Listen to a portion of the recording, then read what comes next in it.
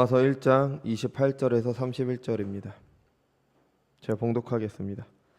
또한 그들이 마음에 하나님 두기를 싫어하며 하나님께서 그들을 그 상실한 마음대로 내버려 두사 합당하지 못한 일을 하게 하셨으니 곧 모든 불의, 추악, 탐욕, 악의가 가득한 자요, 시기, 살인, 분쟁, 사기, 악독이 가득한 자요, 수군수군하는 자요, 비방하는 자요, 하나님께서 미워하는 자요, 능욕하는 자요, 교만한 자요, 자랑한 자요, 악을 도모하는 자요, 부모를 거역하는 자요, 우매한 자요, 배악하는 자요, 무정한 자요, 무자비한 자라. 아멘. 기도하겠습니다. 거룩하고 존귀하신 주님, 은혜와 사랑을 감사드립니다. 오늘도 주님의 날 허락하셔서 공예배를 하나님께 영광 돌릴 수 있게 하신 은혜 감사드립니다. 주님, 이 시간 우리가 주님의 말씀을 듣는 시간입니다. 사도 바울을 통해 우리에게 주신 계시의 말씀을 통해서 우리가 살아가는 이 세상 가운데 어떤 죄들이 있고 우리가 어떤 죄들에 둘러싸여 살아가고 있으며 그 죄를 범하고 있는지 이 시간 알 수 있도록 인도하여 주옵소서. 그래서 다시 한번 하나님 앞에 겸손히 회개하며 하나님의 용서를 간구하는 그런 시간 될 수 있도록 인도하여 주옵소서. 감사드리며 사랑이 많으신 예수님의 이름으로 기도드렸습니다. 아멘. 우리는 사도 바울이 모든 사람의 죄를 고발하는 본문을 살피고 있습니다. 그래서 1장 18절부터 이제 계속되는 죄를 고발하는 본문이죠. 이거는 이방인들을 향한 겁니다. 그래서 2장 1절부터는 이제 유대인들을 향한 고발이 되겠죠. 그래서 모든 죄의 시작은 우리가 여태까지 본 것처럼 이제 하나님을 거절하는 것에서 시작을 합니다. 하나님께서 창조하신 세상에는 하나님이 계시가 됩니다. 이걸 또 오해해서 하나님께서 창조하신 모든 것에 하나님의 신성, 하나님의 하나님 되심이 들어있다라고 말하면 안 됩니다. 모든 피조물에 하나님이 들어있다라고 말하면 안 돼요. 그러면은 모든 것이 신이다라고 말하는 범신론이 되는 거죠. 자연은 신이 아닙니다. 자연은 피조물이에요. 그러니까 자연에 하나님의 신적인 능력이나 신성이 들어가 있는 게 아닙니다. 창세로부터 그의 보이지 아니하는 것들 곧 그의 영원하신 능력과 신성이 그가 만드신 만물에 분명히 보여 알려졌나니. 이 말씀은 하나님께서 창조하신 것들이 하나님께서 어떠한 분이신지를 나타낸다는 거지 그 안에 무슨 하나님의 능력이나 신성이 들어가 있다라는 의미는 아닙니다. 하나님께서 창조하신 이 세상을 보면은 우리는 분명히 하나님의 존재와 그의 능력을 알 수가 있습니다. 하지만 사람들은 이것을 거절합니다. 그리고 세상에서 하나님을 지우려고 하죠. 그리고 그것이 안 되면 하나님을 왜곡하려고 합니다. 그 모든 시도에 대해서 우리가 그동안 살폈죠. 그래서 불의로 진리를 막는 사람들은 하나님의 영광을 피조물의 것으로 바꾸려고 합니다. 그리고 하나님께서 정하신 원칙도 바꾸려고 하죠. 그리고 스스로 새로운 기준이 되고자 합니다. 그리고 대표적인 예가 동성애로 나왔죠. 하나님께서 정하신 순리를 따르지 않고 영리를 취하는 겁니다. 하나님께 영광을 돌리지 않는 것이죠. 그들에 대한 하나님의 심판도 공의로웠습니다. 그들을 자신의 정욕 가운데 내어주심으로 수치 가운데 살도록 하셨습니다. 하나님을 버리고 스스로 기준이 되려는 사람들을 상실한 마음, 그러니까 무가치한 마음에 내버려 두셨습니다. 무엇이 옳고 그른지 판단하는데 무가치한 마음에 내어주셨고 그 결과 사람들은 수치 가운데 살아가게 됩니다. 죄 가운데 살면서 그것이 죄인 줄 모르죠. 사람답게 살지 못하는 수치 가운데 있으면서도 그것을 모른 채 괜찮은 양 착각하며 살아갑니다. 우리가 살아가는 세상의 모습이 바로 그렇습니다. 우리가 늘 하는 말이 있죠. 살기 힘들다. 도대체 세상이 어떻게 되려고 이러나. 이런 말 많이 하잖아요. 그런데 그 세상을 이렇게 만든 게 바로 우리들 자신인 겁니다. 우리가 그렇게 만들어가고 있어요. 왜? 우리는 우리의 마음을 하나님께서 상실한 마음에 내어주셨기 때문에 무엇이 옳고 그른지 모른 채 그냥 살아가기 때문이죠. 세상을 원망하고 누굴 원망할 것이 아닙니다. 핑계대지 말고 내 자신의 죄부터 제대로 봐야 됩니다. 그리고 이 세상 속에서도 어떻게 해서든 하나님의 자녀로 살아가는 것이 신자의 모습, 거듭난 사람들의 모습입니다. 그래서 오늘 본문은 우리가 사는 세상의 죄, 그러니까 하나님께서 상실한 마음에 내어주셔서 무엇이 옳고 무엇이 그른지도 모르는 사람들이 어떠한 죄를 지으며 살아가는지 알려주시는 목록이에요. 그래서 총 21가지 목록이 나옵니다. 그래서 우리가 죄라고 하면은 그냥 뭐 나쁜 것 이렇게 추상적으로 생각하는 것보다 이런 구체적인 목록을 통해서 어떤 것이 죄인지, 그게 왜 죄인지, 우리가 어떤 죄를 짓고 있는지를 알아가는 게 중요한 거죠.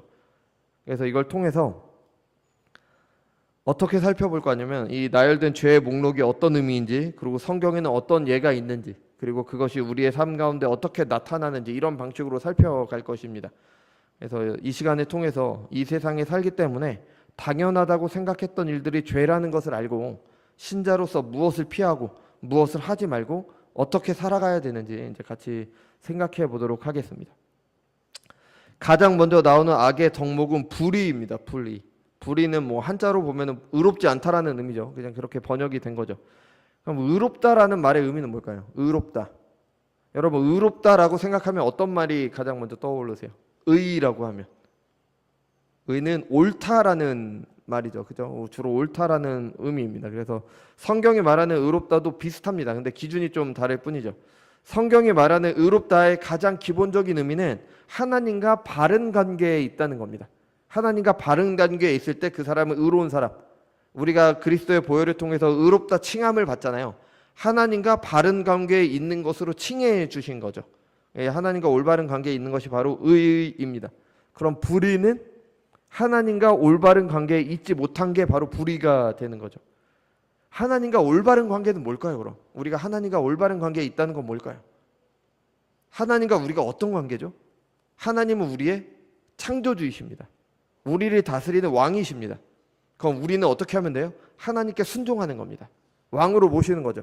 하나님께서 우리를 창조하신 목적대로 하나님께 순종할 때 그게 하나님과 올바른 관계에 있는 겁니다. 이게 의로운 사람인 거죠. 그죠? 그러니까 하나님과 올바른 관계라 그래서 뭐 하나님과 뭐 좋은 관계 뭐 이런 의미가 아니라 하나님께서 우리에게 정해 주신 그 관계 속에 있는 거예요. 하나님께서 선악과를 만드신 이유가 아담 너는 이 하나님께서 창조하신 이 피조물을 다스리는 왕이지만 여전히 나에게 순종해야 되는 존재다라는 걸 나타내 주신 거잖아요. 그 관계에 있는 게 하나님과 올바른 관계고요. 그게 의로운 사람인 겁니다. 반대로 하나님께 불순종하고 하나님의 뜻에 따르지 않는 게 바로 불의가 되는 거죠. 불의의 시작이 누구였죠? 아담과 하와였습니다. 하나님께서 정하신 것이 아니라 자신들의 뜻대로 살기를 원했죠. 자신들이 스스로 선악의 기준이 되려고 했습니다. 그래서 하나님과의 잘못된 관계, 창조주이시자 주인 대신 하나님을 거절하고 스스로 주인이 되려고 하는 것, 이게 바로 불의입니다. 그리고 하나님을 거절하는 것이 하나님의 법을 거절하는 것으로 나타나게 되는 거죠. 내가 주인이 되려고 하니까, 내가 기준이 되려고 하니까 하나님의 법이 아니라 내 법대로 살아가게 되는 겁니다. 너무 당연한 결과죠. 그래서 이 불의는 가장 먼저 나왔는데요. 이게 악의 목록 중 하나라고 보기보다는 나열된 다른 악의 근본적인 이유라고 할 수가 있는 거죠. 하나님을 거역하기 때문에, 하나님께서 정하신 법을 따르지 않기 때문에 이 모든 죄들이 나오기 때문입니다. 그럼 불의는 성경에 어떻게 나올까요? 성경에 그냥 나오는 모든 죄들이 다 불의한 겁니다. 그죠? 뭐 말씀드린 대로 최초의 범죄인 아담과 하와가 불의를 저질렀죠. 스스로 선과 악의 기준이 되려고 했습니다. 이후에 나오는 모든 범죄들이 불의에서 시작이 됩니다. 하나님과의 관계가 올바르지 못하고 하나님 대신 내가 주인이 되려고 하니까 하나님의 법을 어기는 거죠. 그게 바로 죄잖아요. 하나님을 왕으로 인정하지 않고 자기 소견에 옳은 대로 행했던 사사시대가 이런 죄를 가장 잘 보여줍니다. 우리 사사시대의 그 마지막 17장부터 이렇게 쭉 보면요, 자기 소견에 옳은 대로 내 마음대로 신을 만듭니다. 내 마음대로 제사장을 세우고, 그러고 나서 나는 하나님을 이렇게 섬기니까 하나님께서 내게 복을 주실 거야. 자기 마음대로 생각을 하는 거죠. 그러다가 자기들 마음대로 한 지파를 멸하고 맹세를 취소하고 다시 또 뭐 이런 난리가 일어납니다. 왜 그렇습니까? 이거 기준이 없기 때문에 그렇습니다. 기준이 없어서. 각자 자기 소견에 옳은 대로 행하기 때문에. 예수님 시대의 바리새인들이 그랬습니다. 하나님의 말씀이 아닌 자신들이 기준이 되었죠. 하나님의 말씀을 지키기 위해 시작되었던 장로의 유전이 하나님을 거절하는 것이 됐습니다. 그러니까 아무리 지혜로운 사람이 좋은 의도로 했다고 해도 사람이 만든 것은 한계가 있는 겁니다. 마태복음 15장 4절에서 6절입니다. 하나님이 이르셨으되 내 부모를 공경하라 하시고 또 아버지나 어머니를 비방하는 자는 반드시 죽임을 당하리라 하셨거늘 너희는 이르되 누구든지 아버지에게나 어머니에게 말하기를 내가 드려 유익하게 할 것이 하나님께 드림이 되었다 하기만 하면 그 부모를 공경할 것이 없다 하여 너희 전통으로 하나님의 말씀을 폐하는도다. 하나님께 드린 바 되었다고 해서 부모에게 해야 할 바를 하지 않으려고 하나님께 드렸다고 하고 나중에 취소하는 이런 아주 치졸한 전통을 만든 겁니다. 그 전통을 지키며 하나님께서 부모를 공경하라고 하신 계명을 어기고 있는 거죠. 자신들이 기준이 되었기 때문에 하나님의 말씀도 마음대로 해석하고 마음대로 전통을 만드는 겁니다. 이런 일은 인류의 역사상 계속되어 왔죠. 근데 우리 시대보다 더 불의가 가득했던 시절은 없었던 것 같습니다. 모든 시대에 불의가 있었어요. 하나님을 떠난 사람들은 당연히 불의합니다. 그런데 우리 시대는요, 그 불의를 찬양하는 시대가 됐습니다. 하나님께서 정하신 모든 것을 거절할 뿐 아니라 그렇게 하는 것이 옳다고 말합니다. 도리어 하나님의 말씀을 따르는 것이 고리타분한 것이라고 하고 과거에 묶여있는 사람이라고 합니다. 그러면서 여러 가지 말로 현혹을 하는 거죠. 하나님을 거절하는 것을 정당화합니다. 하나님을 떠나 사는 사람들을 찬양합니다. 그게 우리 시대의 모습인 겁니다. 여러분 이번에 파리 올림픽 보셨잖아요. 개막식에 정말 이상한 그것도 뭐 제가 볼 땐 짓거리라고밖에 안 보이는데 이상한 짓거리 하잖아요. 왜 그렇게 됐냐? 그 모든 것의 시작이 프랑스 혁명이었습니다.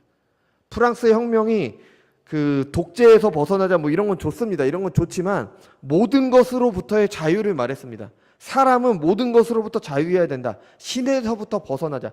그 당시 기독교가 타락했기 때문에 그거는 뭐 잘한 일이라고 볼 수도 있지만 그렇다고 해서 하나님을 떠나서는 안 되는 겁니다. 거기에서 모든 게 시작돼서 그렇게까지 된 거예요. 여러분, 우리는 이게 얼마나 잘못됐는지 알고 있습니다. 그죠? 하나님을 믿지 않는다고 하더라도 하나님께서 정하신 것을 떠나면 사람들은 비참해집니다. 그러니까 하나님께서 정하신 법을 떠나서 사는 사람들의 모습을 보면은 추합니다. 비참해요. 그 사람들은 그게 좋다라고 옳다라고 그렇게 뭐 그게 행복하다고 그렇게 말할지 모르겠는데 우리 눈에는 그냥 정상적인 사고를 하면은 잘못된 겁니다. 그것은 옳은 것이 아니기 때문에 잘못된 것이기 때문에 분명히 문제가 생기고요. 분명히 생존의 위협을 받게 되는 겁니다. 오늘 본문에 나오니까 이 본문에 포함된 동성애가 그렇잖아요. 사람들은 뭐 그게 옳다 인정해 줘야 된다 뭐 여러 가지 말 하잖아요. 근데 우리는 알잖아요. 뭐 이상하잖아요. 그죠? 뭔가 좀 잘못되고 문제가 생기고 생존의 위협이 오잖아요. 그런데도 사람들은 그것을 찬양하죠. 그것을 인정해야 된다 이런 소리 하는 겁니다. 그들이 사랑하는 게 아닙니다. 죽을 길 가는 사람들에게 잘한다 떠미는 거예요. 더 죽어라 이러고 있는 겁니다. 맞는 것이 틀리다고 하고 틀린 것을 맞다고 하면서 맞는 것을 맞다고 하는 사람들을 비난하고 틀린 것을 맞다고 하는 사람들을 찬양하는 것이 우리 시대의 모습인 겁니다. 하나님께 순종하는 삶을 사는 것은 신자라면 당연히 해야 되는 일이죠. 하나님을 사랑하는 것이 그의 계명에 순종하는 것으로 나타납니다. 하나님을 믿는 것이 하나님께 순종하는 것으로 나타나요. 그런데 말씀드린 대로 하나님을 믿지 않는 사람들도 하나님께서 정하신 것을 따라 살 때 행복한 겁니다. 하나님께서 사람을 만드시고 창세기에 보면은 사람을 만드시고 그에게 복을 주셨습니다. 그 복된 삶을 하나님께서 정하신 것을 따라 살 때 누리게 되는 겁니다. 뭐 그렇다고 성경이 뭐 삶을 위한 하나의 규범 체계는 아니에요. 뭐 하나님 없이 성경에 나오는 율법들만 잘 지키면 된다. 그런 복된 삶을 산다. 그게 아니잖아요. 그죠? 그건 건 아니지만 그래도 하나님의 이 나오는 법대로만 산다면 이 세상은 복된 세상이 되는 거고 그 사람은 복된 삶을 사는 겁니다. 우리 10계명, 5계명과 10계명을 생각해 보세요. 그 계명이 잘 지켜지는 사회가 얼마나 좋은 곳일지 한번 상상을 해보세요. 그 신명기 12장부터 보면은 이제 10계명을 구체적으로 적용하는 내용이 나와요. 근데 그걸 통해서도 이제 하나님께서 어떻게 그 계명을 지켜 나가야 되는지 말씀해 주셨기 때문에 우리가 그걸 통해서 우리 시대에 어떻게 적용할지를 이제 배우게 되는데 그 규범 중에서 이런 말이 있어요. 그러니까 재판에 대한 규례들이 있습니다. 재판에 대한 돈이 많다고 편 들어주지 말고 또 가난하다고 편 들어주지 말고 공정하게 재판해라. 공정한 재판이 이루어지는 사회가 얼마나 좋은 사회입니까? 그게 안 되니까 문제가 되는 거잖아요. 그게 안 되니까 공정하지 못한 거잖아요. 그게 안 되니까 옛날부터 뭐 유전 무죄, 무전 유죄라는 이런 말들이 나오는 거잖아요. 문명이 발달했다는 현대에도 전쟁이 일어나면 가장 큰 위험에 처하는 사람들이 누굴까요? 여자와 아이들입니다. 여성분들과 아이들이 가장 위험하죠. 여성들을 향한 끔찍한 범죄가 일어납니다. 그죠? 지금도 벌어지고 있잖아요. 그런데 신명기 때 지금으로부터 수천 년 전에 하나님께서 주신 율법을 보면은 포로로 잡혀온 여성을 어떻게 대해야 되는지가 나와 있습니다. 내가 나가서 적군과 싸울 때 내 하나님 여호와께서 그들을 내 손에 넘기심으로 내가 그들을 사로잡은 후에 내가 만일 그 포로 중에 아리따운 여자를 보고 그에게 연연하여 아내를 삼고자 하거든 그를 내 집으로 데려갈 것이요 그는 그 머리를 밀고 손톱을 베고 또 포로의 의복을 벗고 내 집에 살며 그 부모를 위하여 한 달 동안 애국한 후에 내가 그에게 들어가서 그의 남편이 되고 그는 내 아내가 될 것이요 그 후에 내가 그를 기뻐하지 아니하거든 그의 마음대로 가게 하고 결코 돈을 받고 팔지 말지라 내가 그를 욕보였은즉 종으로 여기지 말지니라. 아멘. 애국할 시간을 주는 겁니다. 포로로 잡혀온 여성에게. 그 여자가 아내를 삼으려고 하는데 애국할 시간을 주고요. 아내처럼 대하는 겁니다. 이런 사회가 없었습니다. 그죠? 추수할 때 우리가 이건 잘 아는 구절이죠. 떨어진 이삭이나 구석에 있는 것은 거두지 말라고 했어요. 왜냐하면 과부와 고아들이 먹어야 되기 때문에, 먹고 살아야 되기 때문에. 실제 이게 사회보장 제도잖아요. 그죠? 실제 룻기를 보면은 보아스가 그렇게 했고 룻이 이삭을 주워 먹고 이제 나오미와 같이 먹고 살았습니다. 그러니까 신명기 율법대로만 산다면요. 우리 십계명에 나오는 율법대로만 산다면 정말 좋은 사회입니다. 아주 이상적인 사회예요. 할 수 없는 것이 문제지. 그렇게 살면 그보다 더 좋은 것이 없는 겁니다. 그러니까 하나님의 말씀을 떠나서 하나님의 말씀을 어기면서 사는 사람들의 삶은 비참한 삶을 살게 되는 겁니다. 사람들이 생각해낸 그 어떤 유토피아보다 완벽한 세상이 온전히 하나님 나라가 이루어지는 세상인 겁니다. 당연히 하나님 없이 성경에 나온 대로만 살면 된다는 의미는 아닙니다. 죄인들은 그것을 하지 못하죠. 하나님을 지우고 하나님께서 주신 계명을 지키지 못하는 게 죄인들의 현실입니다. 자신들의 세운 기준대로 살려고 하는 게 하나님은 없기 때문에 그렇게 하는 거죠. 절대 스스로 이루지 못합니다.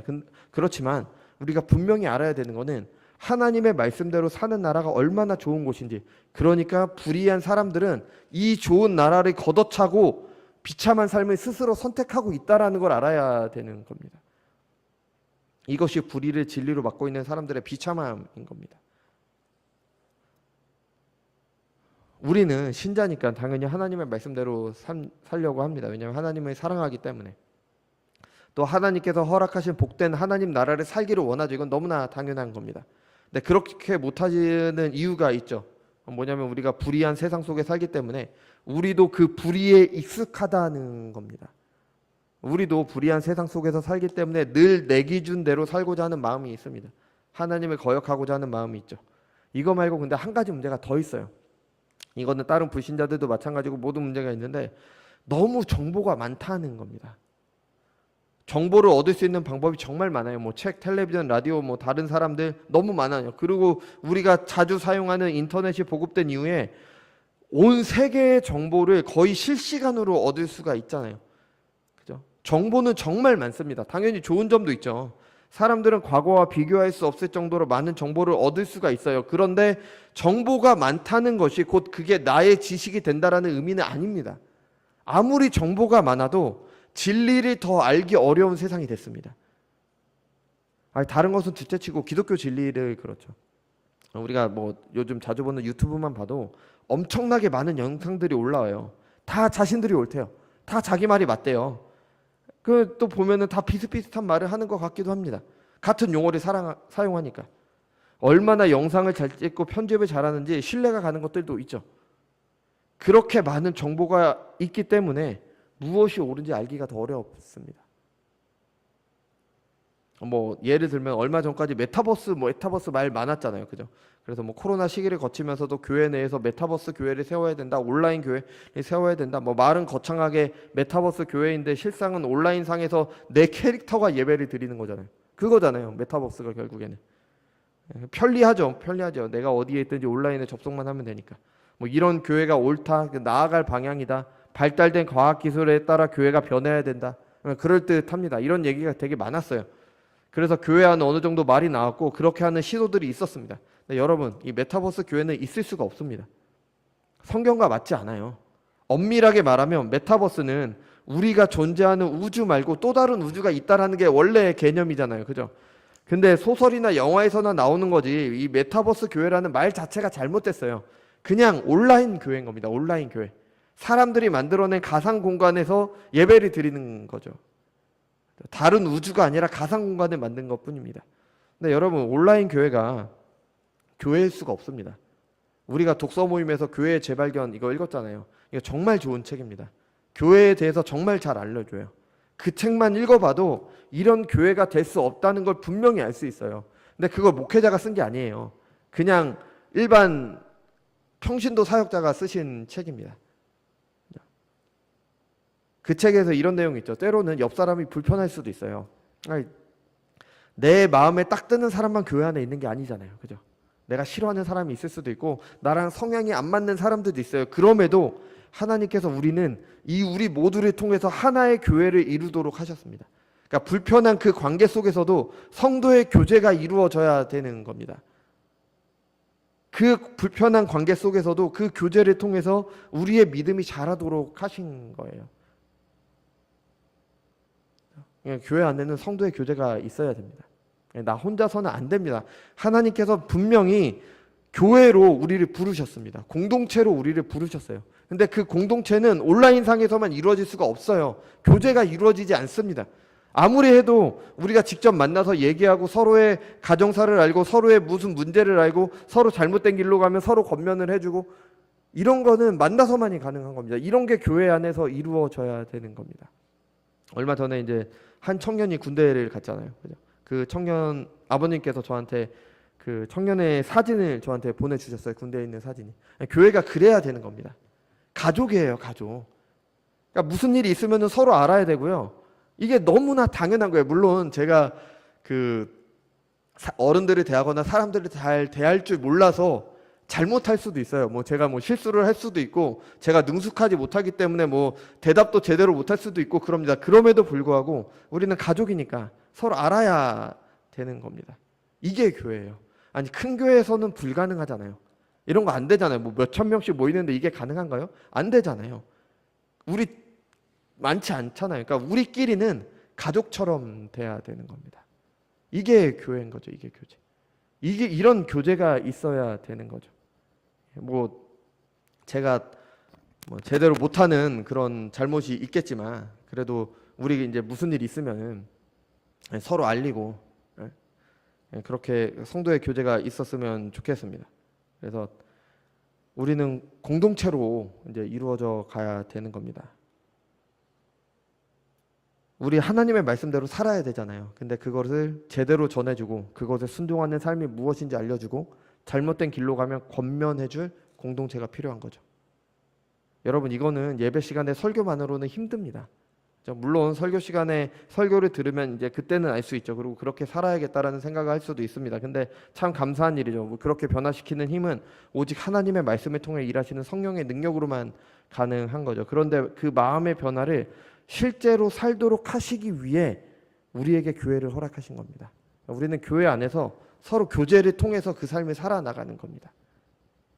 신자는 교회 안에서 거듭나서 교회 안에서 자라가는 거죠. 여러분 생각해 보십시오. 메타버스라는 것은 사람들이 만들어낸 공간이에요. 하나님께서 창조하신 이 세상이 아니라 사람들이 만든 공간인 겁니다. 그러니까 그 메타버스라는 말 자체가 이미 하나님께서 창조하신 세상을 거절하고 있는 거죠. 하나님께서 주신 과학 지식을 가지고 하나님을 거역하고 있는 겁니다. 뭐 인공지능도 마찬가지예요. 뭐 그 기술은 얼마든지 활용할 수 있지만 그 기술이 마치 사람을 완전히 대신할 수 있는 것처럼 말하는 건 잘못입니다. 우리가 뭐 자주 쓰는 챗 GTP라는 것도 결국 어떤 정보를 입력하냐에 따라서 결과가 나오는 거잖아요. 그죠? 그 자체가 무엇이 옳고 그른지는 판단할 수 없어요. 뭐 입력된 정보에 따라 달라지겠죠. 우리가 입력된 정보에 따라서 우리의 삶을 살아가듯이 그 인공지능도 고작 할 수 있는 건 그 정도밖에 안 되는 겁니다. 아무리 발전을 해도요. 진리를 그 스스로가 찾아낼 수가 없는 거예요. 진리는 어디에 있습니까? 하나님께 있습니다. 하나님의 말씀에 있는 겁니다. 그러니까 아무리 과학기술이 아무리 뭐가 한다고 하더라도 결국 진리는 하나님의 말씀 속에 있는 거죠. 그런데 사람들은 과학기술 혹은 다른 것들을 통해 진리를 알 수 있는 것처럼 말합니다. 그러면서 하나님의 진리를 말하면 고리타분한 것으로 말을 하죠. 당연히 틀린 것인데 잘못된 것을 말하는 무수히 많은 정보들에 노출되면 무엇이 진리인지를 판단하기가 힘들어요. 정말 정보의 홍수라는 말이 딱 어울리는 그런 시대에 우리는요, 더 진리를 분별할 필요가 있습니다. 그래서 우리는 더 하나님의 말씀이 기준된다는 것을 알고 더 하나님의 말씀을 묵상하고 하나님께 지혜를 구해야 되는 겁니다. 야고보서 1장 5절입니다. 너희 중에 누구든지 지혜가 부족하거든 모든 사람에게 후히 주시고 꾸짖지 아니하시는 하나님께 구하라. 그리하면 주시리라. 아멘. 그러니까 교회에서 하는 여러 가지 성경 공부에 참여하셔야 되는 겁니다. 주일 오후에 성경 읽기에 대한 설명을 하죠. 또 수요일에는 7시 반에는 줌으로 또는 유튜브로 성경 공부를 합니다. 독서 모임도 하고 있고요. 필요하시다면 월요일마다 이제 브레덴코로 오셔도 됩니다. 뭐 다른 데서 뭐 유튜브 보고 그렇게 하려고 하지 말고요. 쉽게 진리를 얻으려고 하지 마십시오. 왕도가 없습니다. 공부에 왕도가 없다고 하잖아요. 진리를 얻을 수 있는 쉬운 길 없습니다. 다른 길도 없고 다른 진리도 없어요. 그냥 교회에서 성경 배우고 그것으로 고민하고 무엇이 하나님의 뜻인지 어떤 선택을 하면서 살아가야 될지 고민하는 겁니다. 당연히 그러면서 기도로 성령의 도우심을 구하는 거죠. 그럴 때 후히 주시고 꾸짖지 아니하시는 하나님께서 지혜를 주실 겁니다. 그래야 불의가 가득한 이 세상에서 세상을 따라 살지 않고 의의 길을 가게 되는 겁니다. 불의로 진리를 맡는 사람들 속에서 신자로 서게 되는 거죠. 우리가 지난주에 읽은 호세아서에서도 같은 것을 말하잖아요. 오라 우리가 여호와께로 돌아가자. 여호와께서 우리를 찢으셨으나 도로 낫게 하실 것이요 우리를 치셨으나 싸매어 주실 것임이라. 여호와께서 이틀 후에 우리를 살리시며 셋째 날에 우리를 일으키시리니 우리가 그 앞에서 살리라. 그러므로 우리가 여호와를 알자. 힘써 여호와를 알자. 그의 나타나심은 새벽같이 어김없나니 비와 같이 땅을 적시는 늦은 비와 같이 우리에게 임하시리라 하니라. 아멘. 사람들은 하나님을 버리고 스스로 죄 가운데 살기를 원했습니다. 하나님께서는 그들을 죄에 내어 주심으로 수치스러운 삶을 살도록 하셨습니다. 하지만 예수님을 통해 택하신 자들을 구원하셨습니다. 여호와께서 찢으셨죠. 낫게 하시는 분도 하나님이십니다. 우리가 할 일은 여호와를 아는 것입니다. 그냥 아는 게 아니라 힘써 아는 겁니다. 몰라도 되고 알면 좋은 게 아닙니다. 반드시 알아야 됩니다. 그것이 수치 가운데 죄 가운데 살지 않는 유일한 길인 겁니다. 우리가 함께 살폈던 칼빈이 세웠던 제네바 교리 문답이 이야기를 해줍니다. 1문, 인간의 삶의 제일된 목적은 무엇입니까? 답, 하나님을 아는 것입니다. 2문, 무슨 이유에서 당신은 그렇게 말합니까?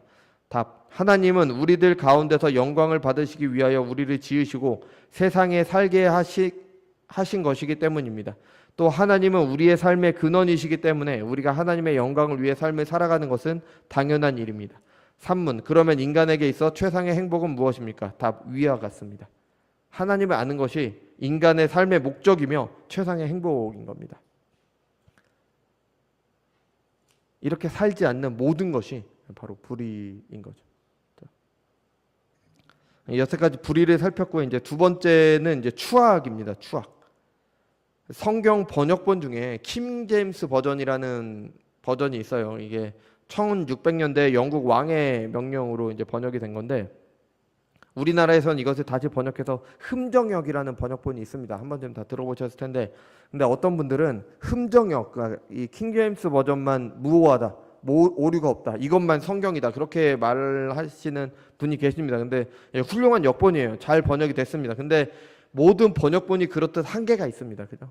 무오한 것은 성경 원본이죠. 이제 흠정역의 아쉬운 번역 중 하나가 이제 우리가 살펴볼 추악입니다. 이 흠정역은 이 단어를 음행으로 번역을 하고 있어요. 네, 헬라어는 음행이 성적인 죄라기보다는 악하다, 악함이라는 의미를 가진 단어를 사용하고 있습니다. 그것도 그냥 악한 게 아니라 음흉하게 악하다, 좀 치졸하게 악한 그런 의미가 바로 추악입니다. 그러니까 약간 더럽고 악하다, 추악이 이런 의미잖아요. 그러니까 아주 번역이 잘 되었죠. 이 대표적인 모습이 하와를 유혹할 때 뱀의 질문이 그랬습니다. 속으로는 딴 마음을 가지고 있는데 다른 사람을 속이기 위해서 이제 다른 말을 하는 거, 함정에 빠뜨리기 위해서 속으로는 딴 마음을 가지고 다른 사람을 파멸시키기 위해서 함정을 파는 것, 이게 바로 추악이죠. 그러니까 누가복음 20장에서 바리새인들이 예수님께 가서 가이사에게 세금을 바치는 게 옳습니까? 라고 물었던 질문도 바로 이런 추악한 죄를 보여주고 있습니다.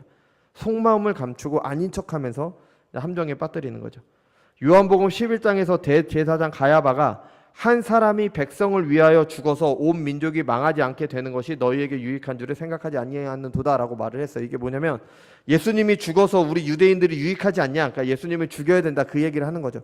근데 유대인들의 유익을 생각하는 그런 대의 명분이 있지만 속으로는 그냥 예수님이 죽이고 싶었을 뿐인 거죠. 누가복음 11장 39절에서는 예수님께서는 바리새인들에게 이 단어를 사용하셨습니다. 주께서 이르시되 너희 바리새인들은 지금 잔과 대접의 겉은 깨끗하나 너희 속에는 탐욕과 악독이 가득하도다. 그러니까 겉으로는 하나님의 말씀을 지키는 척하지만 속으로는 아닌 이 바리새인들을 악독하다고 했습니다. 이 악독이라는 단어가 바로 추악으로 번역된 같은 단어이죠. 그러니까 어떤 뉘앙스인지는 이제 감이 오실 겁니다. 그러니까 세례 요한을 죽인 사람은 헤롯 왕이잖아요, 그죠? 헤롯은 악합니다. 근데 좀 어리숙하죠. 헤로디아에게 속아서 이제 죽이잖아요. 근데 예수님을 죽인 유대 지도자들은 아니었어요. 재판을 하는 본디오 빌라도가 십자가형을 내릴 수밖에 없게끔 그렇게 이끌어 갔죠. 가이사, 그러니까 황제에게 죄를 짓는 것이라고 했고 사람들을 선동해서 폭동이 일어날 것처럼 보이도록 했습니다. 아닌 척하면서 죽인 거죠, 그죠? 그러니까 헤롯보다는 예수님을 죽인 유대 지도자가 이 추악하다라는 말과 조금 더 어울립니다. 그죠? 뭐 우리 시대에 이런 모습은 아주 많죠, 그죠? 겉으로 아닌 척하면서 다른 사람을 미워하는 거, 악하게 대하는 거, 이거 대부분의 사람들이 하잖아요. 뭐 우리도 다 하잖아요, 그죠? 오죽하면은 친구 3명이 만나면은 한 사람이 자리를 비우면은 다른 2사람이 그 자리 비운 친구를 욕한다, 이런 말이 있을 정도잖아요, 그죠? 겉으로는 아닌 척, 그리고 속으로는 악한 거죠. 얼마 전에 있었던 한 교단의 총회장이 저지른 죄가 추악하다고 할 수 있죠. 겉으로는 신실한 척했지만 뒤에서는 그런 죄를 범했으니까요. 많은 신자들도 이 죄를 지을 겁니다. 겉으로는 교회에서는 성자처럼 굴지만 이제 속으로는 아닌 거죠. 다른 속셈이 있고 다른 사람을 함정에 빠뜨리면서 이제 나는 아닌 척, 나는 몰랐던 척, 그런 일을 하죠. 목회자들도 이 죄를 많이 짓습니다. 뭐 겉으로 볼 때는 목사이지만 속은 아닌 거죠. 뭐 어떤 분들은 한국 교회를 위한다, 다음 세대를 위한다 이런 말을 하지만 속으로는 아닙니다. 자기 욕망을 채우기 위한 변명일 뿐이죠. 뭐 여름이나 겨울에 청소년들이나 청년들을 대상으로 캠프를 많이 열었던 어떤 선교 단체의 장이 미성년자와 관련된 성범죄를 저질렀어요. 이게 말도 안 되는 거죠. 다음 세대를 위한다는 사람들이 그런 짓을 하고 있는 겁니다. 이 모습이 아주 추악하죠. 그죠? 악하기도 하지만 추합니다. 더럽다라는 이미지가 있는 거죠. 뭐 이 세상에서는 대표적으로 사기치는 사람들, 속이려는 사람들이 그렇습니다. 사람 좋은 척, 좋은 것이 있다, 좋은 정보가 있다, 나는 너에게 이익을 주려고 그런다. 근데 속은 아닌 거죠. 함정에 빠뜨리려는 것뿐입니다. 그죠? 뭐 이단이나 사이비들이 그렇고 또 잘못된 것으로 사람들을 이끄는 종교 지도자들이 그렇습니다. 그죠? 어쩌면 그 종교 지도자들은 자신들이 하는 행동들이 가짜라는 걸 압니다. 알면서도 사람들을 잘못된 걸로 이끌죠. 왜? 자기에게 뭔가 유익이 있기 때문에. 그죠? 모르고 그러는 것도 큰 죄지만 알면서도 그러는 것이 바로 추악함입니다. 사람들이 이런 추악을 저지르는 이유는 그것으로 어떤 이익을 얻기 때문이죠. 다른 사람을 함정에 빠뜨려서 나에게 유익이 되게 한다든지 뭐 여러 가지 일들이 있죠. 그리고 그 실제로 어떤 이익을 얻을 수도 있습니다. 그죠? 근데 그런 삶은 여러분 수치스러운 삶입니다. 뭐 SNS나 그런 데 보면은 범죄를 저질러서 큰 돈을 번 사람들이 자랑을 하잖아요. 그게 자랑거리가 아니라 수치스러운 삶인 겁니다. 자기의 수치를 나타내는 것뿐입니다. 얼마나 부끄러운지 모르고 그렇게 행동을 하고 있는 거죠. 하나님께서 사람을 이 세상을 다스리는 대리 통치자로 창조하셨습니다. 우리는 하나님의 형상대로 지으심을 받았습니다. 그 영광은 모른 채 눈앞에 이게 자신의 영광스러움을 버리는 수치의 삶이 바로 추악을 저지르는 삶인 겁니다. 우리는 과연 이런 죄들, 이런 삶을 수치의 삶이라고 생각하는지, 아니면 내가 그런 삶을 바라고 있는지, 혹은 내가 저지른 이런 추악한 죄들을 회개해야 되는 겁니다. 여러분, 우리가 사는 세상에서 사람들은 선과 악을 판단할 때 하나님을 고려하지 않습니다. 그렇게 해도 당장 아무 일이 일어나지 않기 때문에 그렇게 하겠죠. 그래서 안심하고 하나님을 버립니다.